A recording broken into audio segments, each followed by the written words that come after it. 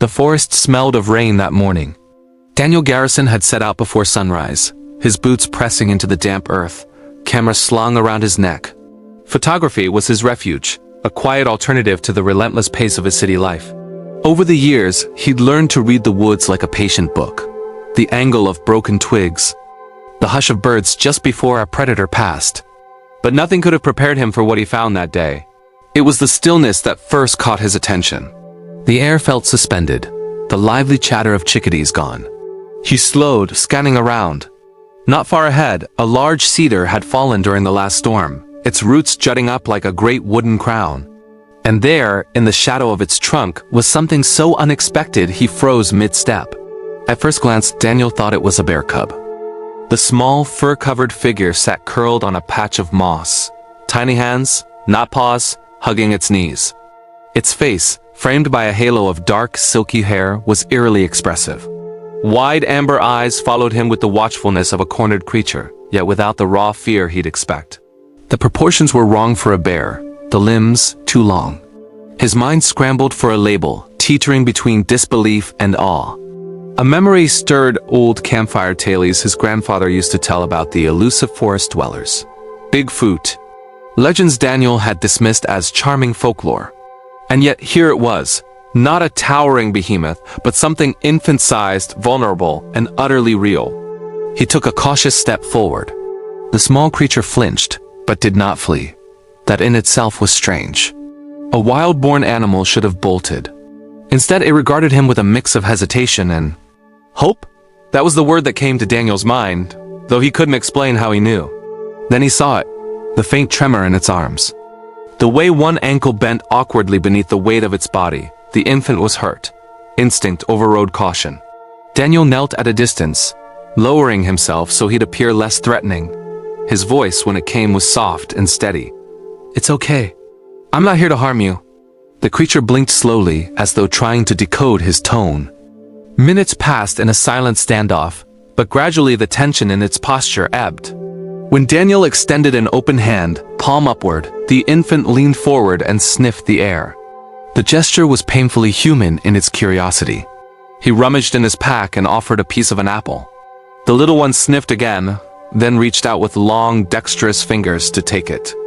That small exchange, the quiet acceptance, sent a wave of unexpected warmth through him.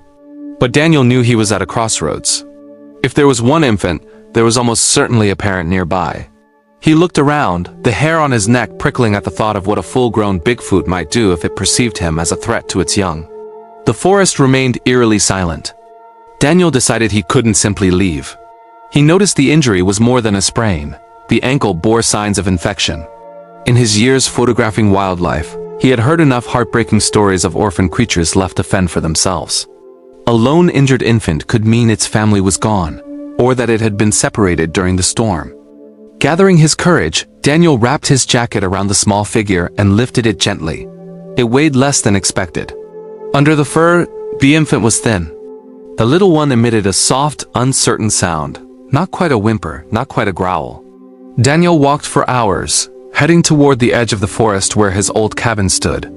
Every so often, the infant would peek out from the folds of the jacket, scanning the treetops as though searching for something familiar. Back at the cabin, Daniel tended to the wound as best he could. Using warm water, he cleaned it, murmuring reassurances. The creature tensed at the touch but did not resist. When he offered more food, berries, and a slice of bread, it ate eagerly. That first night was restless. The infant curled in a corner near the wood stove, its eyes half closed but always watching. Daniel lay awake on the sofa, thinking about the enormity of what he'd stumbled into. Every rational part of him screamed that this was impossible. Yet another part, a quieter, more instinctive part, told him this was exactly where he was meant to be. Over the next few days, a tentative rhythm formed. The infant, whom Daniel began calling Ash for the color of its fur, spent hours exploring the small cabin, touching objects with intense focus. It made soft, melodic vocalizations, some short, like syllables, others long and almost musical. Daniel found himself replying in kind without thinking, an odd call and response that seemed to reassure them both. As Ash's ankle improved, so did its energy.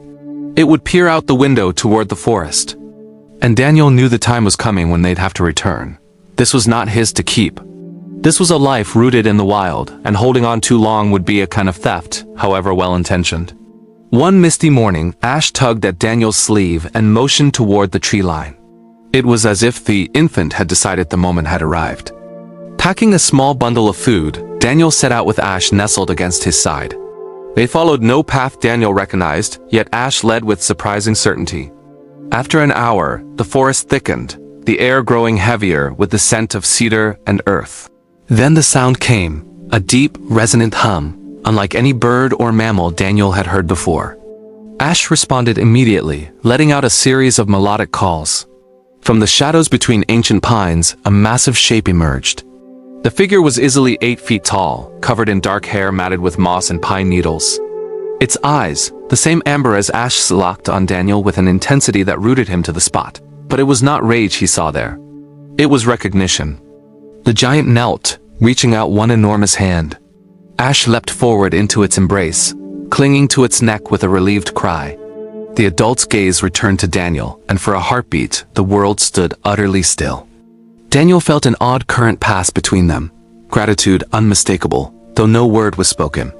Then, with a slow, deliberate motion, the Bigfoot pressed one hand to its chest, a gesture of acknowledgement, before melting back into the forest, with Ash held close. Daniel stood alone beneath the towering pines, the forest's sounds gradually returning. Birds sang. The air shifted. Life went on. He made the long walk back to his cabin without rushing. His camera, untouched these past days, hung heavy but unused. Some moments he knew were not meant to be captured. They were meant to be lived. In the months that followed, Daniel returned to the spot by the fallen cedar from time to time. Once, he thought he heard that same resonant hum echoing in the distance. It left him smiling, warmed by the thought that Ash was out there, healed and home. The experience left him changed. He no longer roamed the forest only for photographs. He walked to listen, to notice, to belong. Somewhere between myth and reality, he had found something rare. Not proof of a legend, but proof that compassion could bridge worlds. And sometimes Daniel thought that was the only evidence worth keeping.